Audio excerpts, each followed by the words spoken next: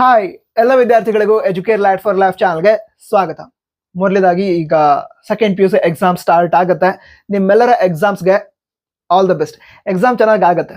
ನಂತರ ಕೆಮಿಸ್ಟ್ರಿಲೂ ಕೂಡ 70ಗೆ 70 marks score ಮಾಡೋದು ಈಸಿ ಆಗುತ್ತೆ. ನೀವೆಷ್ಟು ಸ್ಕೋರ್ ಮಾಡಬೇಕು ಅಂತಿದ್ದೀರಾ 70 ಮಾರ್ಕ್ಸ್ಗೆ? ಅದನ್ನ ಕಮೆಂಟ್ ಬಾಕ್ಸ್ ತಿಳಿಸಿ. ಹಾಗೆ ಪ್ರಾಕ್ಟಿಕಲ್ ಎಕ್ಸಾಮ್ಸ್ ಹೇಗಾಯ್ತು ಅದನ್ನು ಕೂಡ ಒಮ್ಮೆ ಕಮೆಂಟ್ ಬಾಕ್ಸ್ ತಿಳಿಸಿ. ಈಗ ಮುಂದಿನ ವಿಷಯವನ್ನು ತಿಳ್ಕೊಳ್ತಾ ಹೋಗೋದಾದ್ರೆ, ಈ ವಿಡಿಯೋದಲ್ಲಿ ಕೆಮಿಸ್ಟ್ರಿ ಬೇರೆ ಬೇರೆ ಪಾರ್ಟ್ಸ್ ಏನಿದೆ, part A, part B, part C, part D ಮತ್ತು ಪಾರ್ಟ್ ಇ ಅಥವಾ ಸೆಕ್ಷನ್ಸ್ ಅಂತ ಹೇಳ್ಬೋದು. ಸೊ ಈ ಸೆಕ್ಷನ್ ವೈಸ್ ಅಥವಾ ಪಾರ್ಟ್ ವೈಸ್ ಯಾವ್ಯಾವ ಚಾಪ್ಟರ್ನಿಂದ ಯಾವ ರೀತಿ ಕ್ವಶನ್ಸ್ ಬರುತ್ತೆ ಅದನ್ನ ಎಕ್ಸ್ಪ್ಲೈನ್ ಮಾಡ್ತಿದ್ವಿ. ಹಾಗೆ ನೀವು ಯಾವ ರೀತಿ ಪ್ರಿಪರೇಷನ್ ನಡೆಸಬೇಕು ಅದನ್ನು ಕೂಡ ಹೇಳ್ತಿದ್ವಿ. ನಂತರ ಈ ವಿಡಿಯೋನ ಎಕ್ಸಾಮ್ ಸ್ಟಾರ್ಟ್ ಆಗೋದಕ್ಕಿಂತ ಸುಮಾರು 14 ಡೇಸ್ ಮೊದಲು ರೆಕಾರ್ಡ್ ಮಾಡ್ತಾ ಇರೋದು. ನೀವು ಈ ವಿಡಿಯೋ ನೋಡ್ಬೇಕಾದ್ರೆ ಎಷ್ಟು ದಿನ ಬಾಕಿ ಇದೆ ಅದನ್ನು ಕೂಡ ತಿಳಿಸ್ಬೋದು ಕಮೆಂಟ್ ಬಾಕ್ಸ್ ಅಲ್ಲಿ. ಈಗ ವಿಷಯ ತಿಳ್ಕೊಳ್ತಾ ಹೋಗೋದಾದ್ರೆ, ಪಾರ್ಟ್ ಎ ಏನಿರುತ್ತೆ ಅದರಲ್ಲಿ, ಅಂದ್ರೆ ಪಾರ್ಟ್ ಎದಿಂದನೇ ಕಂಟಿನ್ಯೂಸ್ ಆಗಿ ತಿಳ್ಕೊಳ್ತಾ ಹೋಗೋಣ. ಪಾರ್ಟ್ ಎ ಏನಿದೆ ಅದರಲ್ಲಿ 1 ಮಾರ್ಕ್ಸ್ ಕ್ವಶನ್ಸ್ ಇರುತ್ತೆ. ನಂತರ ಪಾರ್ಟ್ ಎ ಏನಿದೆ ಅದರೊಳಗಡೆ ಆಲ್ಮೋಸ್ಟ್ ಎಲ್ಲಾ ಚಾಪ್ಟರ್ ಇಂದ ಕೂಡ ಕ್ವಶನ್ಸ್ ಬಂದೇ ಬರುತ್ತೆ. ಯಾವ್ದಾದ್ರು ವಿದ್ಯಾರ್ಥಿಗಳು ಸ್ಕ್ರೀನ್ ಶಾಟ್ ತಗೋಬೇಕು ಅಂತ ಹೇಳಿದ್ರೆ ತಗೊಂಡ್ಬಿಡಿ. ಓಕೆ, ಹಾಗಿದ್ರೆ ಎಲ್ಲಾ ಚಾಪ್ಟರ್ ಇಂದ ಕೂಡ ಕ್ವಶನ್ಸ್ ಬರುತ್ತೆ ಪಾರ್ಟ್ ಎದಲ್ಲಿ. ಬಟ್ ಜಾಸ್ತಿ ಕ್ವಶನ್ಸ್ ಏನಿದೆ ಅದು ಆರ್ಗಾನಿಕ್ ಕೆಮಿಸ್ಟ್ರಿಯಿಂದ ಬರುವಂತಹ ಚಾನ್ಸಸ್ ಇರುತ್ತೆ. ಅದು ಬರುತ್ತೆ ಆರ್ಗಾನಿಕ್ ಕೆಮಿಸ್ಟ್ರಿಯಿಂದ. ಇಲ್ಲಿಗ 2 ಕ್ವಶನ್ಸ್ ಬರ್ದಿದ್ದೀನಿ. ಯಾವ್ದಾದ್ರು ಒಂದು ಚಾಪ್ಟರ್ ನಿಂದ 3 ಕ್ವಶನ್ಸ್ ಕೂಡ ಬರ್ಬೋದು 1 ಮಾರ್ಕ್ಸ್ ನಲ್ಲಿ. ನಂತರ ಹೆಚ್ಚಿನ ವಿದ್ಯಾರ್ಥಿಗಳು ಈ ಮಲ್ಟಿಪಲ್ ಚಾಯ್ಸ್ ಕ್ವಶನ್ ಅಲ್ಲಿ ಮಾರ್ಕ್ಸ್ ಅನ್ನ ಕಳೆದುಕೊಳ್ತಾರೆ. ಅದಕ್ಕೋಸ್ಕರ ಅದಕ್ಕೆ ನೀವು ಸ್ವಲ್ಪ ಜಾಸ್ತಿ ಪ್ರಿಪರೇಷನ್ ನಡೆಸಬೇಕಾಗುತ್ತೆ. ಅಂದ್ರೆ ಟೋಟಲ್ ಚಾಪ್ಟರ್ ಅನ್ನೇ ಓದಬೇಕು. ಅದರಲ್ಲಿರುವಂತಹ ಎಲ್ಲ ಇಂಪಾರ್ಟೆಂಟ್ ಪಾಯಿಂಟ್ಸ್ ನೆನಪಿನಲ್ಲಿ ಇರಬೇಕು. ಅದಕ್ಕೋಸ್ಕರ ಚೆನ್ನಾಗಿ ಪ್ರಿಪೇರ್ ಆಗಿ. ಸೊ ಅದೇ NCERT ಟೆಕ್ಸ್ಟ್ ಬುಕ್ ಅದನ್ನ ಓದ್ಕೊಳ್ಳಿ. ಹಾಗೆ ಕಾಲೇಜಲ್ಲಿ ನೋಟ್ಸ್ ಕೊಟ್ಟಿರ್ತಾರೆ ಅದನ್ನ ಓದ್ಕೊಳ್ಳಿ. ನಂತರ KCET ಕ್ವಶನ್ಸ್ ಅನ್ನ ಸಾಲ್ವ್ ಮಾಡಿದ್ರೆ ಅದು ಕೂಡ ನಿಮಗೆ ಈ ಕೆಮಿಸ್ಟ್ರಿ MCQ ದಲ್ಲಿ ಆನ್ಸರ್ ಮಾಡೋದಕ್ಕೆ ಹೆಲ್ಪ್ ಮಾಡುತ್ತೆ. ಯಾಕಂದ್ರೆ MCQ ದಲ್ಲಿ ವಿದ್ಯಾರ್ಥಿಗಳು ಮಾರ್ಕ್ಸ್ ಅನ್ನ ಕಳೆದುಕೊಳ್ಳೋದು ಯಾಕಂತ ಹೇಳಿದ್ರೆ ಕ್ವಶನ್ ಕ್ಲಿಯರ್ ಆಗಿ ಅರ್ಥ ಆಗಲ್ಲ. ಅದ್ ನೀವೀಗ ಕಾಂಪಿಟೇಟಿವ್ ಎಕ್ಸಾಮ್ಗಳ ಕ್ವಶನ್ಸ್ ಅನ್ನ ಸಾಲ್ವ್ ಮಾಡ್ತಾ ಹೋದ್ರೆ ನಿಮಗೆ ಕ್ವಶನ್ ಅನ್ನ ಅರ್ಥ ಮಾಡ್ಕೊಳ್ಳೋ ಎಬಿಲಿಟಿ ಹೆಚ್ಚಾಗುತ್ತೆ. ಕ್ವಶನ್ ಅರ್ಥ ಆಯ್ತು ಅಂತ ಹೇಳಿದ್ರೆ ಸಾಲ್ವ್ ಮಾಡೋದು ಈಸಿ. ಓಕೆ, ಅದಕ್ಕೋಸ್ಕರ ಕಾಂಪಿಟೇಟಿವ್ ಎಕ್ಸಾಮ್ಗಳ ಕ್ವಶನ್ಸ್ ಅನ್ನ ಸಾಲ್ವ್ ಮಾಡೋದಕ್ಕಾದ್ರೆ ಸಾಲ್ವ್ ಮಾಡಿ.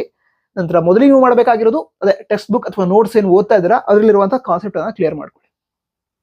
ಓಕೆ, ಹಾಗಿದ್ರೆ ಅದ್ರ ನೆಕ್ಸ್ಟ್ ಪಾರ್ಟ್ ಬಿ ಏನಿದೆ ಇದರಲ್ಲಿ 5 ಕ್ವಶನ್ಸ್ ಕೊಟ್ಟಿರ್ತಾರೆ. Out of 5 you have to answer 3. ಹಾಗಿದ್ರೆ ಯಾವ್ಯಾವ ಚಾಪ್ಟರ್ ನಿಂದ ಪಾರ್ಟ್ ಬಿ ದಲ್ಲಿ 2 ಮಾರ್ಕ್ಸ್ ಕ್ವಶನ್ಸ್ ಬರುತ್ತೆ ಅದನ್ನ ತಿಳ್ಕೊಳ್ಳೋದಾದ್ರೆ, ಇಲ್ಲಿಗ ಫಿಸಿಕಲ್ ಕೆಮಿಸ್ಟ್ರಿ ಚಾಪ್ಟರ್ಸ್ ಏನಿದೆ ಅದರಲ್ಲಿ ಸೊಲ್ಯೂಷನ್ಸ್ ಚಾಪ್ಟರ್ ಇಂದ 1 ಕ್ವಶನ್ ಬರುತ್ತೆ. ಬಾಕಿ 2 ಚಾಪ್ಟರ್ ಇಂದ ಕ್ವಶನ್ ಬರೋ ಚಾನ್ಸಸ್ ಕಡಿಮೆ. ಅದರ ನಂತರ ಇಲ್ಲಿಗ ಇನಾರ್ಗಾನಿಕ್ ಕೆಮಿಸ್ಟ್ರಿ ಅದರೊಳಗಡೆ ಇರುವಂತಹ 2 ಚಾಪ್ಟರ್ ಏನಿದೆ ಆ 2 ಚಾಪ್ಟರ್ ನಿಂದ ಯಾವ್ದಾದ್ರು 1 ಕ್ವಶನ್ ಬರುತ್ತೆ. ಅಂದ್ರೆ D and F block elements ಅದರಿಂದ 1 ಕ್ವಶನ್ ಬರ್ಬೋದು. ಅದರಿಂದ ಬರದೇ ಇದ್ರೆ ಕೋಆರ್ಡಿನೇಷನ್ ಕಂಪೌಂಡ್ಸ್ ನಿಂದ 1 ಕ್ವಶನ್ ಬರುತ್ತೆ. ಸೊ ಈ 2 ಚಾಪ್ಟರ್ ಸೇರಿ ಯಾವ್ದಾದ್ರು 1 ಚಾಪ್ಟರ್ ನಿಂದ 1 ಕ್ವಶನ್ ಬರುತ್ತೆ.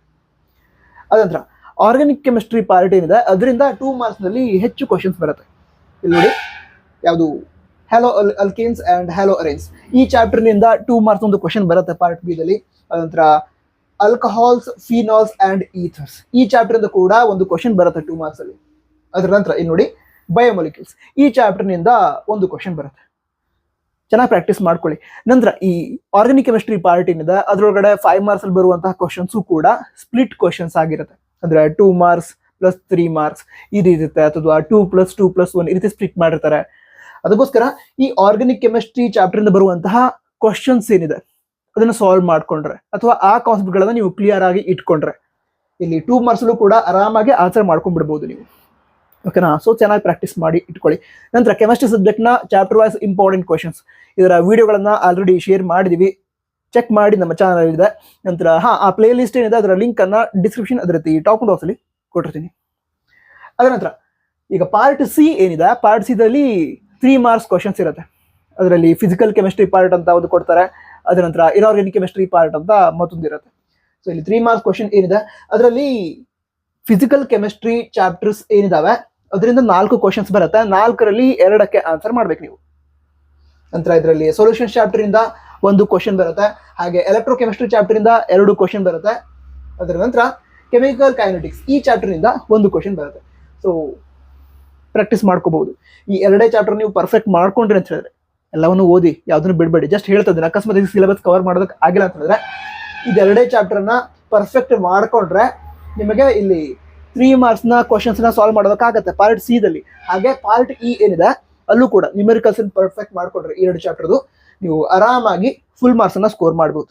ಯಾಕಂತ ಹೇಳಿದ್ರೆ ಔಟ್ ಆಫ್ 6 ನ್ಯೂಮೆರಿಕಲ್ಸ್ ಪಾರ್ಟ್ ಇದಲ್ಲಿ ಹೇಳ್ತಿರೋದು, out of 6 numericals you have to solve 3.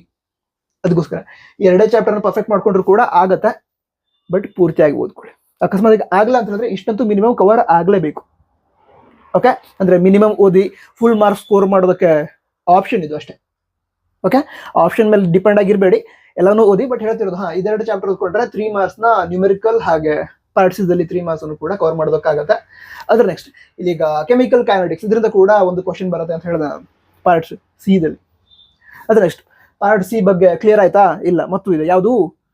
Inorganic chemistry. Inorganic chemistry ಏನಿದೆ ಅದರೊಳಗಡೆ ಟೋಟಲ್ 5 ಕ್ವಶನ್ಸ್ ಬರುತ್ತೆ. ಪಾರ್ಟ್ ಸಿ ದಲ್ಲಿ ಎಷ್ಟು ಬರುತ್ತೆ ಕ್ವಶನ್? 5 ಕ್ವಶನ್ ಬರುತ್ತೆ. ಅದರೊಳಗಡೆ ನೀವು 3ಕ್ಕೆ ಆನ್ಸರ್ ಮಾಡಬೇಕು. ಅದರಲ್ಲಿ ಈಗ D and F block elements ಅದರಿಂದ 2 ಕ್ವಶನ್ ಬರುತ್ತೆ. ಅದರ ನಂತರ ಕೋಆರ್ಡಿನೇಷನ್ ಕಂಪೌಂಡ್ಸ್ ಅದರಿಂದ 3 ಕ್ವಶನ್ಸ್ ಬರುತ್ತೆ. ಟೋಟಲ್ ಎಷ್ಟಾಯ್ತು? 5 ಆಯ್ತು. ಇದರೊಳಗಡೆ ಇನಾರ್ಗಾನಿಕ್ ಕೆಮಿಸ್ಟ್ರಿಯಿಂದ ಅದರೊಳಗಡೆ 3ಕ್ಕೆ ನೀವು ಆನ್ಸರ್ ಅನ್ನ ಬರೀಬೇಕು. ಪ್ರಾಕ್ಟೀಸ್ ಮಾಡ್ಕೊಳ್ಳಿ. ಇಂಪಾರ್ಟೆಂಟ್ ಕ್ವಶನ್ಸ್ ಲಿಸ್ಟ್ ಅನ್ನ ಪ್ರೊವೈಡ್ ಮಾಡಿದ್ದೀನಿ, ಚೆಕ್ ಮಾಡಿ. ಅದ್ರ ನೆಕ್ಸ್ಟ್ ಈಗ ನೆಕ್ಸ್ಟ್ ಯಾವುದು? Part C. ಅದು ಪಾರ್ಟ್ ಡಿ. ಪಾರ್ಟ್ ಡಿ ದಲ್ಲಿ ಆರ್ಗಾನಿಕ್ ಕೆಮಿಸ್ಟ್ರಿ ಇಂದಾನೆ ಕ್ವಶನ್ ಬರೋದು. 5 ಮಾರ್ಕ್ಸ್ ಕ್ವಶನ್ ಇರುತ್ತೆ. ನಂತರ ಈಗಾಗಲೇ ಒಮ್ಮೆ ಹೇಳಿದ್ದೀನಿ, ಏನು ಸ್ಪ್ಲಿಟ್ ಟೈಪ್ ಕ್ವಶನ್ ಇರುತ್ತೆ. ಅಂದ್ರೆ 5 ಮಾರ್ಕ್ಸ್ ಕ್ವಶನ್ ಅನ್ನ ಸ್ಪ್ಲಿಟ್ ಮಾಡಿರ್ತಾರೆ. 3+2 ಈ ರೀತಿ ಸ್ಪ್ಲಿಟ್ ಮಾಡಿರ್ತಾರೆ. ಅದ್ರ ನಂತರ 2+2+1 ಈ ರೀತಿ ಸ್ಪ್ಲಿಟ್ ಮಾಡಿರ್ತಾರೆ. ಇಲ್ಲಿ ಬಯೋಮಾಲಿಕ್ಯೂಲ್ಸ್ ಚಾಪ್ಟರ್ ಇದೆ, ಅದರಲ್ಲಿ ಬರುವಂತಹ ಕ್ವಶನ್ ಅನ್ನ ಏನೀಗ ತುಂಬಾ ಜಾಸ್ತಿ ಸ್ಪ್ಲಿಟ್ ಮಾಡಿಬಿಟ್ಟಿರ್ತಾರೆ ಕೆಲವೊಮ್ಮೆ.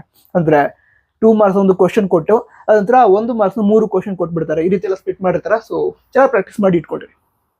ನಂತರ ಯಾವುದು? ಇಲ್ಲಿ halo alkanes and halo arenes 5 marks ನ ಒಂದು ಕ್ವಶನ್ ಬರುತ್ತೆ. ನಂತರ ಆಲ್ಕಹಾಲ್ಸ್, ಫಿನಾಲ್ಸ್, ಈಥರ್ ಈ ಚಾಪ್ಟರ್ ಇಂದ ಕೂಡ ಒಂದು question. Aldehydes, ketones and carboxylic acids ಇದರಿಂದ 5 ಮಾರ್ಕ್ಸ್ ನ 2 ಕ್ವಶನ್ ಬರುತ್ತೆ. ಅದರ ನಂತರ ಅಮೈನ್ಸ್ ಮತ್ತು ಬಯೋಮಾಲಿಕ್ಯೂಲ್ಸ್ ಈ 2 ಚಾಪ್ಟರ್ ಇಂದ 5 ಮಾರ್ಕ್ಸ್ ನ ಒಂದೊಂದು ಕ್ವಶನ್ ಬರುತ್ತೆ.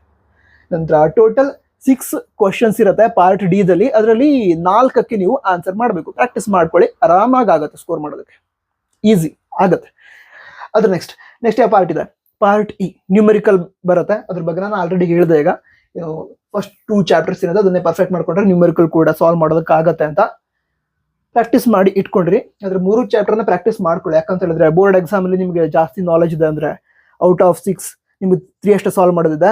ಅಷ್ಟಕ್ಕೆ ಪ್ರಿಪೇರ್ ಆಗಿ ಹೋಗ್ತೀನಿ, ಆರತಿ ಮಾಡೋದಕ್ಕೆ ಹೋಗ್ಬೇಡಿ. ಎಲ್ಲವನ್ನೂ ಪ್ರಾಕ್ಟೀಸ್ ಮಾಡಿ ಇಟ್ಕೊಂಡು ಹೋಗಿ. ಎಷ್ಟು ನಾಲೆಜ್ ಇರುತ್ತೋ ಅಷ್ಟು ಕಾನ್ಫಿಡೆನ್ಸ್ ಬರುತ್ತೆ ಎಕ್ಸಾಮ್ ಹಾಲಿಗೆ ಎಂಟರ್ ಆಗಬೇಕಾದ್ರೆ. ಅದಕ್ಕೋಸ್ಕರ ಚೆನ್ನಾಗಿ ಪ್ರಿಪೇರ್ ಆಗಿ ಎಕ್ಸಾಮ್ಗೆ ಹೋಗಿ. ಎಕ್ಸಾಮ್ ಚೆನ್ನಾಗಿ ಆಗತ್ತೆ. ಮತ್ತೊಮ್ಮೆ ಎಲ್ಲ ವಿದ್ಯಾರ್ಥಿಗಳಿಗೂ ಆಲ್ ದ ಬೆಸ್ಟ್. ಎಲ್ಲರ ಎಕ್ಸಾಮ್ ಚೆನ್ನಾಗಿ ಆಗತ್ತೆ. ಜೈ ಹಿಂದ್, ವಂದೇ ಮಾತರಂ.